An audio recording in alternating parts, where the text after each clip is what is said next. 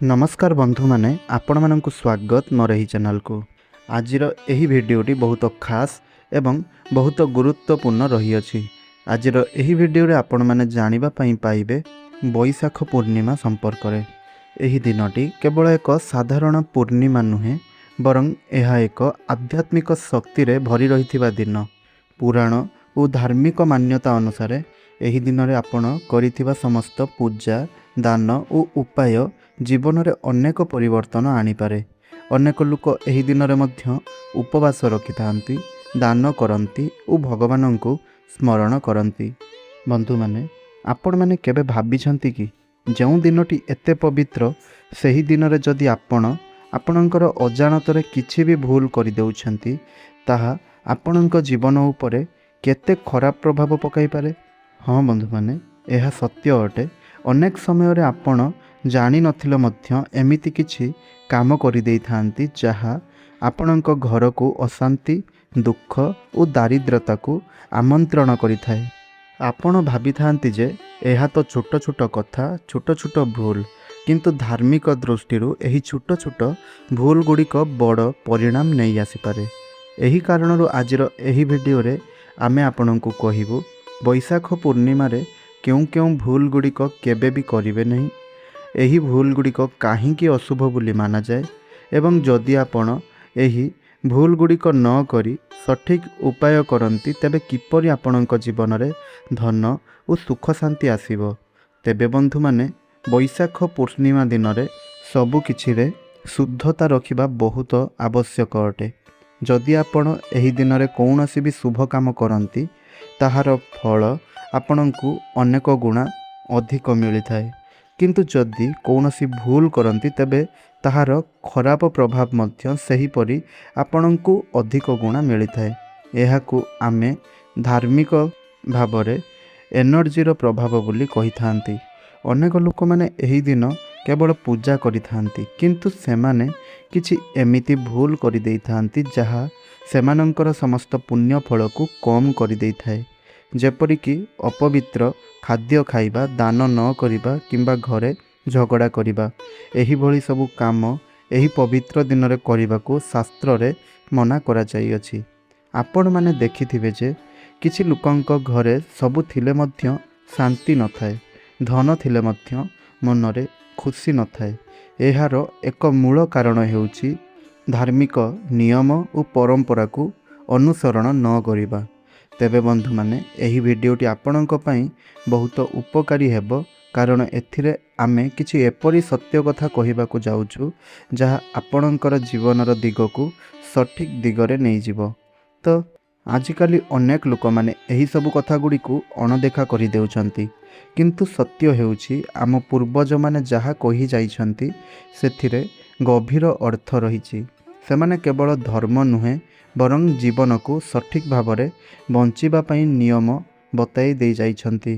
एही बैशाख पूर्णिमा रे जदि आपण किछि एही सरल नियम गुड़िक मानिबे तेबे आपणकर घर को निश्चय शुभ फल आसीबो, धनर अभाव दूर हेबो, घरे शांति आसीबो और जीवन रे नुआ नुआ आशा गुड़िक जाग्रत हेबो। किंतु जदि एही दिन रे किछि एपरि भूल गुड़िक करि देउछंती तेबे एहार प्रभाव दीर्घ समय पर्यंत आपणक जीवन रे रही पारे।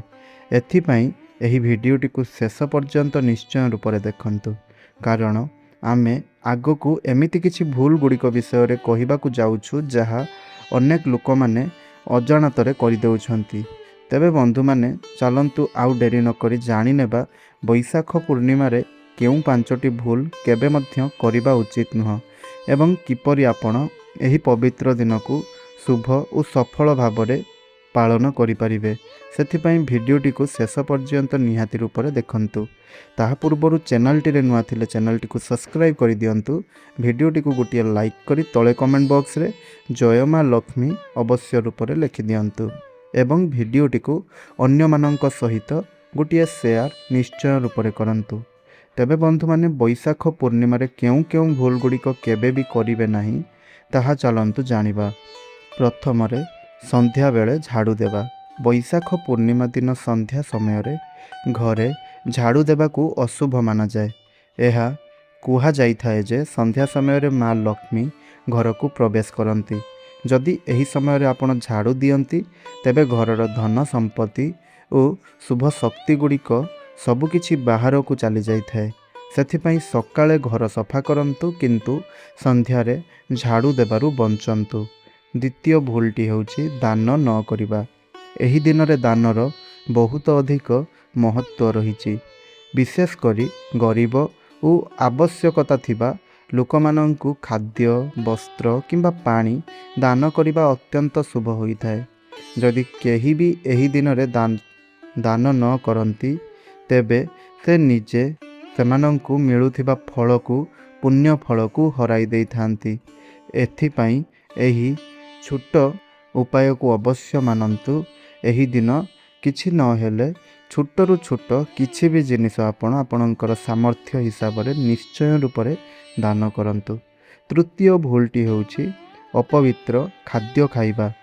ବୈଶାଖ ପୂର୍ଣ୍ଣିମା ଦିନ ସାତ୍ୱିକ ଖାଦ୍ୟ ଖାଇବାକୁ ଏହାକୁ ବହୁତ ଶୁଭ ବୋଲି ମାନାଯାଏ।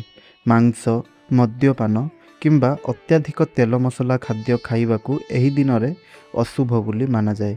ଏହି ଦିନରେ ଶରୀର ଓ ମନ ଦୁଇଟି ପବିତ୍ର ରଖିବା ଦରକାର। ଯେପରି ଖାଦ୍ୟ ଆପଣ ଖାଉଛନ୍ତି ସେହିପରି ଆପଣଙ୍କର ମନ ଓ ଚିନ୍ତା ହେବା ଦରକାର। ସେଥିପାଇଁ ଏହି ଦିନ ଚତୁର୍ଥରେ ଘରେ ଝଗଡ଼ା ନ କରିବା। ଏହି ପବିତ୍ର ଦିନରେ ଘରେ ଝଗଡ଼ା, ବାଦ ବିବାଦ କିମ୍ବା କ୍ରୋଧ କରିବାକୁ ଏହାକୁ ଉଚିତ ବୋଲି ମାନାଯାଇନଥାଏ। ଏହା ଘରର ଶାନ୍ତିକୁ ଭଙ୍ଗ କରିଥାଏ ଓ ନକାରାତ୍ମକ ଶକ୍ତିକୁ ବଢ଼ାଇ ଦେଇଥାଏ। ଯଦି ଆପଣ ଏହି ଦିନ ଘରେ ଝଗଡ଼ା କରନ୍ତି ତେବେ ଏହି ଦିନରେ ଆପଣଙ୍କ ଘରେ ଶାନ୍ତି ଭଙ୍ଗ ହୋଇଥାଏ ଏବଂ ନକାରାତ୍ମକ ଶକ୍ତି ବୃଦ୍ଧି ପାଇଥାଏ। ତେଣୁ ଆପଣ ଏହି ଦିନରେ ଶାନ୍ତ ଏବଂ ସକାରାତ୍ମକ ରୁହନ୍ତୁ, ତେବେ ଯାଇ ଆପଣଙ୍କ ଘରକୁ ସୁଖ ଓ ଶାନ୍ତି ଆସିବ। ପଞ୍ଚମ ଭୁଲଟି ହେଉଛି ପୂଜା ଓ ଧ୍ୟାନ ନ କରିବା। ବୈଶାଖ ପୂର୍ଣ୍ଣିମା ଦିନରେ ପୂଜା, ପ୍ରାର୍ଥନା ଓ ଧ୍ୟାନ କରିବାକୁ ବହୁତ ଶୁଭ ବୋଲି ମାନାଯାଏ। ଯଦି କେହି ଏହି ଦିନରେ ପୂଜା କରନ୍ତି ନାହିଁ କିମ୍ବା ଭଗବାନଙ୍କୁ ସ୍ମରଣ କରନ୍ତି ନାହିଁ ତେବେ ସେ ଏହି ପବିତ୍ର ଦିନର ଶକ୍ତିକୁ ଅନୁଭବ କରିପାରନ୍ତି ନାହିଁ। ସେଥିପାଇଁ ଅନ୍ତତଃ କିଛି ସମୟ ଭଗବାନଙ୍କର ନାମ ଆପଣ ଏହି ଦିନ ନିଅନ୍ତୁ। ଷଷ୍ଠ ଭୁଲଟି ହେଉଛି ଅନ୍ୟମାନଙ୍କୁ ଅସମ୍ମାନ କରିବା। ଏହି ଦିନରେ ବୃଦ୍ଧ, ଗୁରୁଜନ ଓ ଅନ୍ୟମାନଙ୍କୁ ସମ୍ମାନ କରିବା ଅତ୍ୟନ୍ତ ଆବଶ୍ୟକ। ଯଦି ଆପଣ କାହାକୁ ଅସମ୍ମାନ କରନ୍ତି ତେବେ ଏହା ଆପଣଙ୍କର ପୁଣ୍ୟ ଫଳକୁ କମାଇ ଦେଇଥାଏ ଓ ଅଶୁଭ ଫଳ ଆଣିଥାଏ। ସପ୍ତମ ଭୁଲଟି ହେଉଛି ଖରାପ ଚିନ୍ତା ରଖିବା। କେବଳ କାମ ନୁହେଁ, ଆମର ଚିନ୍ତା ମଧ୍ୟ ଶୁଦ୍ଧ ହେବା ଦରକାର। ଏହି ଦିନରେ ଈର୍ଷା, କ୍ରୋଧ ଭଳି ଭାବନାକୁ ଛାଡ଼ି ଦିଅନ୍ତୁ। ସକାରାତ୍ମକ ଭାବନା ଓ ଭଲ ଚିନ୍ତା ଆପଣଙ୍କୁ ଶୁଭ ଫଳ ଦେଇଥାଏ। ଅଷ୍ଟମ ଭୁଲଟି ହେଉଛି ଜଳ ଅପଚୟ କରିବା। ବୈଶାଖ ମାସ ଗ୍ରୀଷ୍ମ ଋତୁରେ ପଡ଼େ, ତେଣୁ ପାଣିର ମହତ୍ତ୍ୱ ଅଧିକ ରହିଥାଏ। ଏହି ଦିନରେ ପାଣିକୁ ଅପଚୟ କରିବାକୁ ଅଶୁଭ ମାନାଯାଏ। ଯଦି ସମ୍ଭବ ହୁଏ ଆପଣ ସୁଶୀଳ ଲୋକମାନଙ୍କୁ ଏହି ଦିନ ପାଣି ଦିଅନ୍ତୁ ପିଇବା ପାଇଁ। ଏହା ବହୁତ ବଡ଼ ପୁଣ୍ୟ କାମ ଅଟେ। ନବମରେ ଆଳସ୍ୟ କରିବା। ଏହି ପବିତ୍ର ଦିନରେ ଆଳସ୍ୟ କରି ଦିନକୁ ବ୍ୟର୍ଥ କରିବା ଠିକ୍ ନୁହେଁ। ଏହା ପରିବର୍ତ୍ତେ ପୂଜା, ଦାନ, ଧ୍ୟାନ ଓ ଭଲ କାମରେ ସମୟକୁ ଆପଣ ଖର୍ଚ୍ଚ କରନ୍ତୁ। ଦଶମ ଭୁଲଟି ହେଉଛି ରାତିରେ ଅଧିକ ଖାଇବା କିମ୍ବା ଅନିୟମିତ ଜୀବନଶୈଳୀ। ଏହି ଦିନରେ ନିୟମିତ ଓ ସଂଯମିତ ଜୀବନ ଅନୁସରଣ କରିବା ଦରକାର। ଅଧିକ ଖାଇବା, ଡେରିରେ ଶୋଇବା ଇତ୍ୟାଦିକୁ ଏହି ଦିନ ଆପଣ ଆଡ଼ାନ୍ତୁ। ତେବେ ବନ୍ଧୁମାନେ, ଏହା ତ ଥିଲା ସେହି 10ଟି ବୈଶାଖ ପୂର୍ଣ୍ଣିମାରେ କରାଯାଉନଥିବା ଭୁଲ। ଏହି ଭୁଲକୁ ଆପଣ କେବେ ବି ମଧ୍ୟ କରିବା ଉଚିତ ନୁହଁ। ଏବେ ଜାଣନ୍ତୁ ଏହି ଭୁଲ ଗୁଡ଼ିକୁ କାହିଁକି ଅଶୁଭ ବୋଲି ମାନାଯାଏ। ଧାର୍ମିକ ଦୃଷ୍ଟିରୁ ଏହି ଦିନଟିକୁ ବହୁତ ପବିତ୍ର ବୋଲି ମାନାଯାଇଥାଏ। ତେଣୁ ଶରୀର, ମନ ଓ ଆତ୍ମାକୁ ଶୁଦ୍ଧ ରଖିବା ଏହି ଦିନ ଅତ୍ୟନ୍ତ ଜରୁରୀ। ଯଦି ଆମେ ଏହି ଦିନରେ ଅପବିତ୍ର କାମ କରିବା, ଯେପରିକି ଖରାପ ଖାଦ୍ୟ ଖାଇବା, ଝଗଡ଼ା କରିବା କିମ୍ବା ଅସମ୍ମାନ କରିବା, ତେବେ ଏହା ଆମର ମନର ପବିତ୍ରତାକୁ ନଷ୍ଟ କରିଥାଏ। ଏହି କାରଣରୁ ଏମିତି କାମ ଗୁଡ଼ିକୁ ଅଶୁଭ ବୋଲି ମାନାଯାଇଥାଏ। ଦ୍ୱିତୀୟତଃ ଏହି ଦିନରେ ସକାରାତ୍ମକ ଶକ୍ତି ବହୁତ ବଢ଼ିଥାଏ। ଯଦି ଆମେ ଭଲ କାମ କରିବା ତେବେ ଏହି ଶକ୍ତି ଗୁଡ଼ିକ ଆମକୁ ଉନ୍ନତି ଦିଗରେ ନେଇଯାଇଥାଏ, କିନ୍ତୁ ଯଦି ଖରାପ କାମ କରିବା ତେବେ ଏହି ଶକ୍ତି ନକାରାତ୍ମକ ଭାବରେ ଫଳ ଦେଇଥାଏ। ସେଥିପାଇଁ ଛୋଟ ଭୁଲ ମଧ୍ୟ ବଡ଼ ପ୍ରଭାବ ପକାଇଥାଏ। ତୃତୀୟତଃ, ଆମର ପୁରାଣ ଓ ପରମ୍ପରାରେ ଏହିସବୁ ନିୟମ ଦିଆଯାଇଅଛି ଯାହା ଆମକୁ ସଠିକ୍ ଜୀବନରେ ବଞ୍ଚିବା ପାଇଁ କହିଥାଏ। ଯେପରିକି ସନ୍ଧ୍ୟାରେ ଝାଡ଼ୁ ନ ଦେବାର ଅର୍ଥ ହେଉଛି ଘରର ସମୃଦ୍ଧିକୁ ରକ୍ଷା କରିବା। ଦାନ କରିବାର ଅର୍ଥ ହେଉଛି ଦୟା ଓ ସହଯୋଗର ଭାବନାକୁ ବଢ଼ାଇବା। ଏହିସବୁ ନିୟମ କେବଳ ଧର୍ମ ପାଇଁ ନୁହେଁ, ବରଂ ଆମ ଜୀବନକୁ ଭଲ କରିବା ପାଇଁ ହୋଇଥାଏ। ଚତୁର୍ଥରେ ହେଉଛି ଏହି ଦିନରେ ମନ ଶାନ୍ତ ଓ ସ୍ଥିର ରହିବା ଆବଶ୍ୟକ। ଯଦି ଆମେ କ୍ରୋଧ, ଈର୍ଷା କିମ୍ବା ଖରାପ ଚିନ୍ତା ରଖିବା ତେବେ ଆମ ମନ ଅଶାନ୍ତ ହୋଇଯାଏ। ଏହା ଆମର ନିଜର ଶାନ୍ତିକୁ ନଷ୍ଟ କରିଥାଏ ଓ ଜୀବନରେ ଅନେକ ସମସ୍ୟା ଆଣିଥାଏ। ସେଥିପାଇଁ ଏହି ଭୁଲ ଗୁଡ଼ିକୁ ଅଶୁଭ ବୋଲି କୁହାଯାଇଥାଏ।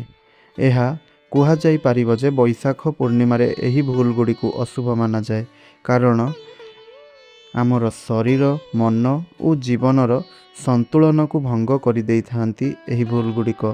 ଯଦି ଆପଣ ଏହି ଦିନରେ ଶୁଭ କାମ କରିବେ ଓ ଏହି ଭୁଲ ଠାରୁ ଦୂରେଇ ରହିବେ ତେବେ ଆପଣଙ୍କ ଜୀବନରେ ସୁଖ, ଶାନ୍ତି ଓ ସମୃଦ୍ଧି ଆସିଥାଏ। ତେବେ ବନ୍ଧୁମାନେ, ଏବେ ଜାଣନ୍ତୁ, ଯଦି ଆପଣ ଏହି ଭୁଲ ଗୁଡ଼ିକ ନ କରି ସଠିକ୍ ଉପାୟ କରନ୍ତି ତେବେ କିପରି ଆପଣଙ୍କ ପାଖକୁ ଧନ, ସୁଖ ଓ ଶାନ୍ତି ଆସିବ। ତେବେ ବନ୍ଧୁମାନେ, ଯଦି ଆପଣ ଏହି ଦିନ ସକାଳୁ ଉଠି ସ୍ନାନ କରି ଭଗବାନଙ୍କୁ ସ୍ମରଣ କରନ୍ତି ତେବେ ଆପଣଙ୍କର ମନ ପବିତ୍ର ଓ ଶାନ୍ତ ହୋଇଥାଏ। ଏକ ଶାନ୍ତ ମନ ଏହା ସଫଳ ଜୀବନର ମୂଳ ଆଧାର ଅଟେ। ଯେତେବେଳେ ମନ ଶାନ୍ତ ହୋଇଥାଏ ସେତେବେଳେ ଆମେ ସଠିକ୍ ସିଦ୍ଧାନ୍ତ ନେଇପାରିଥାନ୍ତି, ଯାହା ଆପଣଙ୍କର ଧନ ଓ ସଫଳତାର ଦିଗରେ ନେଇଯାଇଥାଏ। ଦ୍ୱିତୀୟତଃ, ଏହି ଦିନରେ ଦାନ କରିବା ଅତ୍ୟନ୍ତ ଶୁଭ ମାନାଯାଏ। ଯଦି ଆପଣ ଆପଣଙ୍କର ସମ୍ଭବ ଅନୁସାରେ ଗରିବ ଓ ଜରୁରତମନ୍ଦ ଲୋକମାନଙ୍କୁ ଖାଦ୍ୟ, ବସ୍ତ୍ର କିମ୍ବା ପାଣି ଦାନ କରନ୍ତି ତେବେ ଏହା ଆପଣଙ୍କ ଜୀବନରେ ଧନ ଓ ସମୃଦ୍ଧିକୁ ଆଣିଥାଏ। ଦାନ କରିବାରେ କେବଳ ଅନ୍ୟମାନଙ୍କୁ ଉପକାର ହୋଇନଥାଏ, ବରଂ ଏହା ଆପଣଙ୍କର କର୍ମକୁ ଶୁଭ କରିଥାଏ। ତୃତୀୟତଃ, ଏହି ଦିନରେ ସାତ୍ତ୍ୱିକ ଜୀବନଶୈଳୀ ଅନୁସରଣ କରିବା ବହୁତ ଆବଶ୍ୟକ। ସରଳ ଓ ପବିତ୍ର ଖାଦ୍ୟ ଖାଇବା, ଖରାପ ଅଭ୍ୟାସ ଗୁଡ଼ିକ ଛାଡ଼ିଦେବା ଓ ଶୁଭ ଚିନ୍ତା ରଖିବା, ଏହା ଆପଣଙ୍କର ଶରୀର ଓ ମନ ଦୁଇଟିକୁ ଶୁଦ୍ଧ କରିଥାଏ। ଯେତେବେଳେ ଶରୀର ଓ ମନ ସୁସ୍ଥ ଥାଏ ସେତେବେଳେ ଜୀବନରେ ସୁଖ ଓ ଶାନ୍ତି ଆସିଯାଇଥାଏ। ଚତୁର୍ଥତଃ, ଘରେ ଶାନ୍ତି ଓ ପ୍ରେମ ରଖିବା, ଏହା ମଧ୍ୟ ବହୁତ ଜରୁରୀ ଅଟେ। ଯଦି ଆପଣ ଏହି ଦିନରେ ଘରେ କାହା ସହିତ ଝଗଡ଼ା କରନ୍ତି ନାହିଁ, ବରଂ ପ୍ରେମ ଓ ସମ୍ମାନର ସହିତ ବ୍ୟବହାର କରନ୍ତି ତେବେ ଘରର ପରିବେଶ ଶାନ୍ତ ଓ ସକାରାତ୍ମକ ହୋଇଯାଏ। ଏହିଭଳି ପରିବେଶ ଧନ ଓ ସୁଖକୁ ଆକର୍ଷିତ କରିଥାଏ। ପଞ୍ଚମରେ, ଧ୍ୟାନ ଓ ପ୍ରାର୍ଥନା କରିବା ଦ୍ୱାରା ଆମେ ଆମର ମନକୁ ଶକ୍ତିଶାଳୀ କରିପାରିବା। ଏହା ଆମକୁ ନେଗେଟିଭ୍ ଭାବନାରୁ ଦୂରେଇ ରଖିଥାଏ ଓ ସକାରାତ୍ମକ ଶକ୍ତିକୁ ବଢ଼ାଇ ଦେଇଥାଏ। ଯେତେବେଳେ ଆମେ ସକାରାତ୍ମକ ଭାବନା ସହିତ ରହିଥାନ୍ତି ସେତେବେଳେ ଜୀବନରେ ସବୁ କାମ ଗୁଡ଼ିକ ସହଜରେ ହୋଇଯାଏ। ଏହା ସଠିକ୍ ଉପାୟର ସହିତ ଯଦି ଆପଣ ଅନୁସରଣ କରିବେ ତେବେ ଭୁଲ ଗୁଡ଼ିକୁ ଏଡ଼ାଇ ଦେଇପାରିବେ। ତେବେ ନିଶ୍ଚିନ୍ତ ରୂପରେ ଆପଣଙ୍କ ଜୀବନରେ ଧନ, ସୁଖ ଓ ଶାନ୍ତି ଆସିଯିବ ମଧ୍ୟ। ଏହା କେବଳ ଧାର୍ମିକ ବିଶ୍ୱାସ ନୁହେଁ, ବରଂ ଜୀବନକୁ ସଠିକ୍ ଭାବରେ ବଞ୍ଚିବାର ଏକ ସୁନ୍ଦର ପଦ୍ଧତି। ତେବେ ବନ୍ଧୁମାନେ, ଏହା ତ ଥିଲା ବୈଶାଖ ପୂର୍ଣ୍ଣିମା ଦିନରେ କେଉଁ ଭୁଲ ଗୁଡ଼ିକ କରିବା ଉଚିତ ନୁହେଁ, କିପରି ସଠିକ୍ ଉପାୟ କରି ଆପଣ ନିଜର ଜୀବନରେ ଧନ, ସୁଖ ଓ ଶାନ୍ତି ଆଣିପାରିବେ ତାହା ସମ୍ପର୍କରେ। ଆଶା କରୁଛି ଆଜିର ଏହି ଭିଡ଼ିଓଟି ଆପଣଙ୍କୁ ନିଶ୍ଚୟ ଭଲ ଲାଗିଥିବ ଏବଂ କିଛି ନୂଆ କଥା ଆପଣଙ୍କୁ ଏହି ଭିଡ଼ିଓରୁ ଶିଖିବା ପାଇଁ ମିଳିଥିବ। ଯଦି ଏହିଭଳି ତଥ୍ୟ ଆପଣଙ୍କୁ ଉପକାରୀ ଲାଗିଥାଏ ତେବେ ଏହାକୁ ନିଜ ପରିବାର ଓ ମିତ୍ରମାନଙ୍କ ସହ ଅବଶ୍ୟ ସେୟାର କରନ୍ତୁ, କାରଣ ଏମିତି ଶୁଭ ଜ୍ଞାନ ଗୁଡ଼ିକ ଆମେ ସବୁବେଳେ ଆପଣଙ୍କ ପାଖରେ ପହଞ୍ଚାଇବା ପାଇଁ ଚେଷ୍ଟା କରୁଅଛୁ। ତେବେ ବନ୍ଧୁମାନେ, ଏହିଭଳି ଭିଡ଼ିଓ ଦେଖିବା ପାଇଁ ଆମର ଏହି ଚ୍ୟାନେଲଟିକୁ ସବସ୍କ୍ରାଇବ୍ କରନ୍ତୁ, ପାଖରେ ଆସୁଥିବା ବେଲ୍ର ଆଇକନ୍କୁ ମଧ୍ୟ ପ୍ରେସ୍ କରନ୍ତୁ। ଭିଡ଼ିଓଟି ଭଲ ଲାଗିଲେ ଭିଡ଼ିଓଟିକୁ ଲାଇକ୍ କରନ୍ତୁ, କମେଣ୍ଟରେ କୁହନ୍ତୁ ଜୟ ମା ଲକ୍ଷ୍ମୀ।